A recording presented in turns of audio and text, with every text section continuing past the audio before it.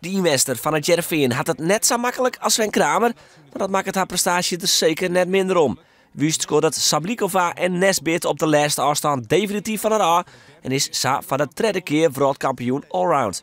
Verslagjouwer Harm van der Pal beziekt nadat hij het een interview dat met iedereen wist. Maar op de achtergrond is te zien dat Wopke de Vecht blijkbaar een belangrijk iemand op de telefoon had. Maar waar is het nou zo belangrijk om dit interview te storen? Nou ja, goed, ik ben een beetje afgeleid. Ja, kom maar hier. Ja, Mark.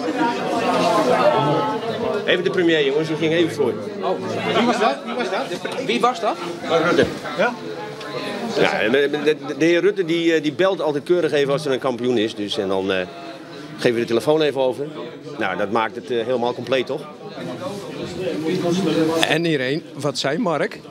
Ja, dat was heel erg onder de indruk en hij wou me feliciteren met deze fantastische titel. Je derde, hè? Mijn derde, ja, zeker. En titelprolongatie, dus ja, dat voelt voor mij wel heel erg speciaal. Maar het Leenstra helpt het eind van het kampioenschap net. Leenstra is ziek, zwak en misselijk, begint met een belabberde eerste dij en kiest ervoor om de laatste afstand geen eens meer te rijden. Dan Sven Kramer. De man die dit seizoen rondkomt van een zwieren blessure is weer niet te sterk. Dat maakt het zijn prestatie weer super. Eens is Kramer naar de eerste dij al net maar in te hellen. Jan Blokhuizen riet een mooi WK, maar echt gevaarlijk wordt hij neer. Het podium is volslijn Nederlands, maar de grote man bovenop, Kramer, voor de 5e keer wereldkampioen allround. Het met een voldaan gevoel, Jan. Ja, zeker. Ja, goed, EK weer al een verrassing. En dat ik dan nog het WK binnen kan slepen, dat is helemaal super.